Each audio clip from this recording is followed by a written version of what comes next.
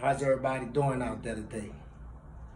I'm coming to talk to you today about another subject, all right, which is this great lie we all about to endure. Excuse me 1 second, get my voice a little clear. Okay, so now, this great lie that I'm talking about, name is Christmas, okay? Now, if you really examine this so-called holiday, this is a pagan holiday.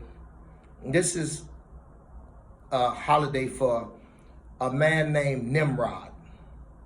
Nimrod was a man who married his mother, and he had a son with his mother. The son name was Tammuz. Okay? Now, when Nimrod died, his mother lied and said that a tree grew overnight from a dead stump, an evergreen tree. And she said that that was Nimrod in reincarnate or being reborn, and he was reborn into the body of his son Tammuz.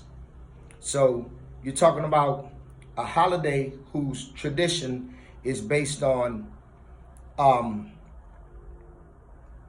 a guy having sex with his mother, okay? We call that incest. Then they have an incest baby who he is reincarnate to, all right? And you say, wow. And then what she did is, for a long time, every December 25th, which was his birthday, she would go and she would put gifts under that tree, okay? So when someone goes and cuts down a tree and then you put it in your house, that tree symbolizes the rebirth of Nimrod into his ancestral son, Tammuz, okay? Then when you putting gifts all under the tree, you're giving gifts to Tammuz, Nimrod. It has nothing to do with Jesus Christ at all. Now I'm going to slap you in the face with a basic fact that should motivate you to go and research what I just said. Think about this. Prayer is not allowed in school. Okay? Reading the Bible is not allowed in public school.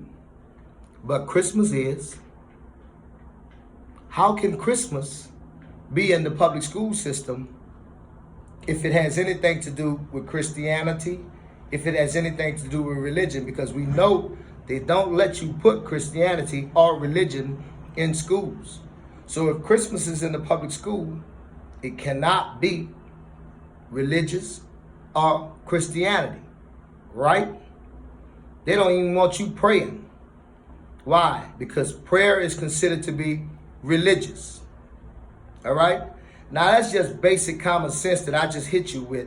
That should make you say, wait a minute, let me look at this thing.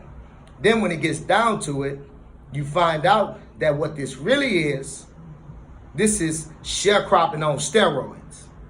And in this sense, they're not just worried about one color. You got to remember, sharecropping was something that both black and white did, okay? So what happens to the sharecropper is the sharecropper would work and toil in the field all year long to bring that crop to the person who owned the land.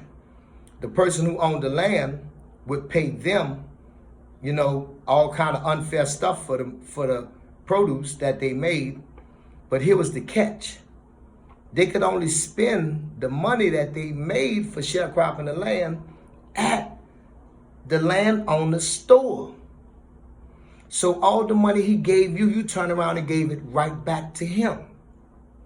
Now, you go to work all week long. Here it is coming around this so-called holiday. So what you want to do?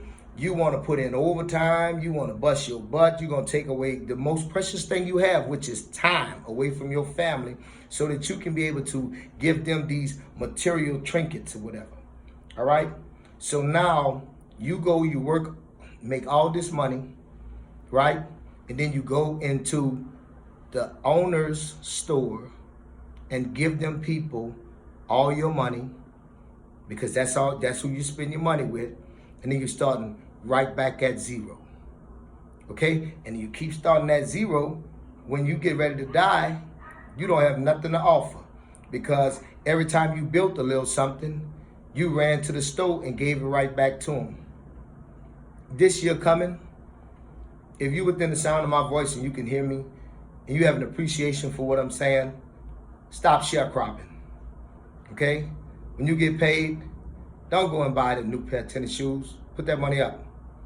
When you get paid, after your essentials are paid, okay? If you don't need drawers, don't buy them. If you don't need socks, don't buy them. Okay? This year coming up, let's try to be a little bit more frugal with our money. You know, we all know that our responsibility as adults, as parents, when we start to work, we're working toward building generational wealth for our children. Okay? And you cannot build generational wealth for your children if you are busy. Every dime you have coming in, you already have a plan for it to go out before you even make it. All right?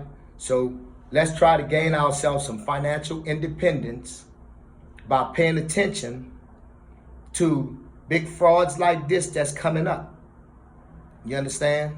Because, I mean, this is really like the biggest fleece, the biggest heist that goes on in the American economy every year to try and make sure that they pull as much money out of the American system as they can by over-marketing, oversaturating with product, you know, by just dumping all this useless stuff on you so that you'll never have money to be able to take it and go and say, we're going to start a family business doing this.